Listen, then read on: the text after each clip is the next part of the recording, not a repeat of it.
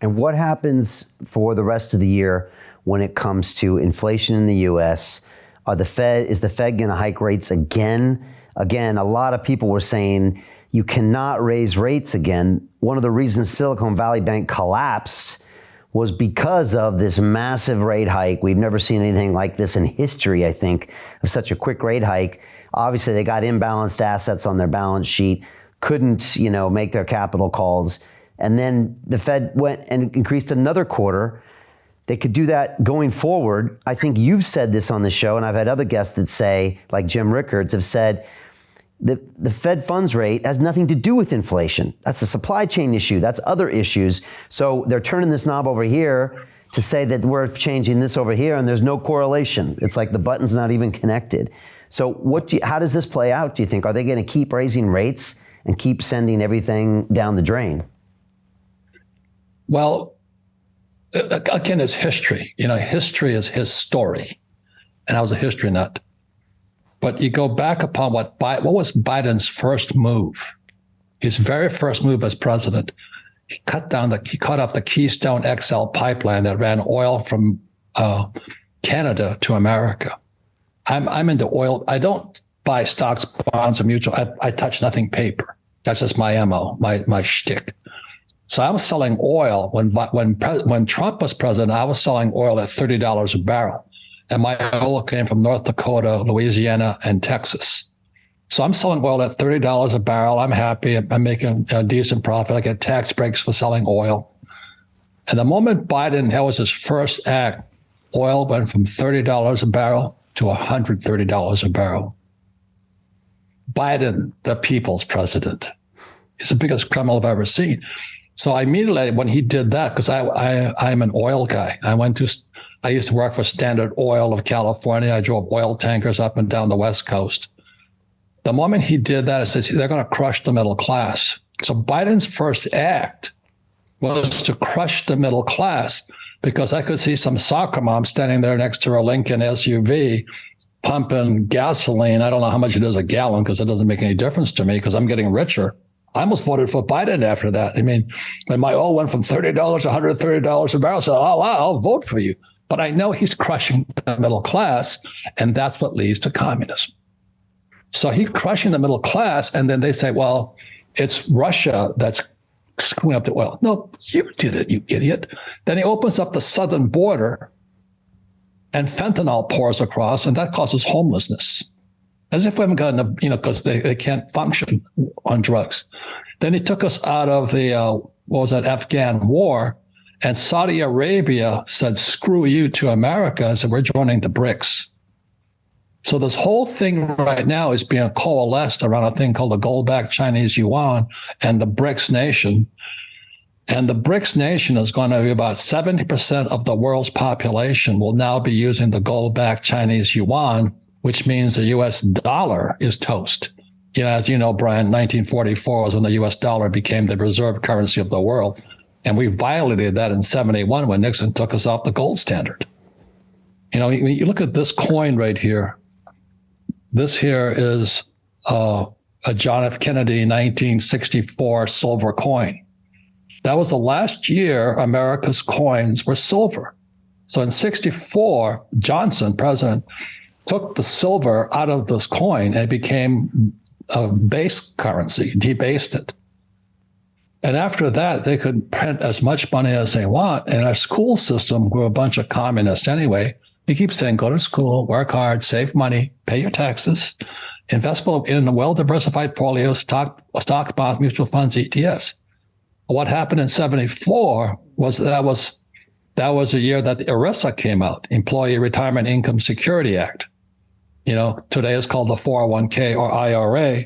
And that's why I wrote this book here, Who Stole My Pension? You look at the rioting going on in France today, it's pensions, isn't it, Brian? Yeah. It's all correlated. So Jim Rickards has just recorded a video that's not available to anyone in the public, and he's going to be talking about how this upcoming recession is going to be fast, it's going to be bloody, it's going to be nasty. But at the same time, he's going to show you how you can position yourself to profit from all of this chaos. Now, we've made this video only available to our viewers. Go to londonreal.tv/Jim. Watch that immediately.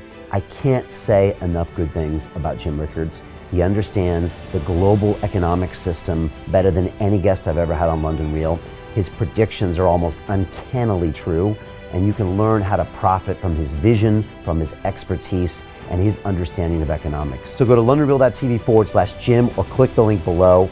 It's an excellent, excellent look on what's going to happen in the future and how you can position yourself to profit from that. Jim is one of the best in the business, one of my favorite guests on London Real, and he's very, very good at predicting the future and showing us all to profit from it. So click the link, and I hope you enjoy. The greedy bankers are about to do it again. In 2008, they crashed our financial system and nearly bankrupted the entire global economy. Then they received trillions of dollars in government bailouts. And after, they demanded fat bonuses paid for by you, the taxpayer. It turns out the banks haven't just been screwing the American taxpayers, they're also screwing over their investors. Turns out the banking industry is the worst place you could put your money, despite enormous taxpayer bailouts. Now the bankers are back to take away your financial freedom. They lie and tell you that cryptocurrency isn't safe. They try to make it illegal for you to choose how to invest your hard-earned money. They lie and say cryptocurrency is used by money launderers and criminals. But look at the record. It's the banks themselves that launder hundreds of billions of dollars every year to the biggest criminal operations in the world. Leaked documents have revealed how some UK banks have helped criminals, money launderers and Russians under sanctions. American authorities discovered that the Sinaloa cartel moved $881 million through HSBC accounts as bank officials turned a blind eye to the illegality. The bankers lie and say cryptocurrency is not a real investment. Meanwhile, the smartest CEOs in the world are buying billions and billions of it. The truth is that banks lie about cryptocurrency because it makes them scared. The banks take $9 trillion per year of your hard-earned money, and they are worried that they will finally be exposed. They're scared because crypto means they can no longer control your money, which means they can no longer control you. They are scared because you might actually understand your money and intelligently decide what to do with it. Now is the time for us to come together, fight back, and take control. It's time to educate ourselves, our families, and our communities. Because financial education means financial freedom. We know that cryptocurrencies will help us build the new decentralized financial system of the future. A banking system that is of the people, by the people, and for the people. A banking system where access to finance is a fundamental human right. A banking system that is free and fair and welcomes all humans on this earth. The DeFi revolution is happening. We, the people, can no longer be fooled. We choose to take control of our finances. We choose to take control of our freedom. We choose to take control of our future.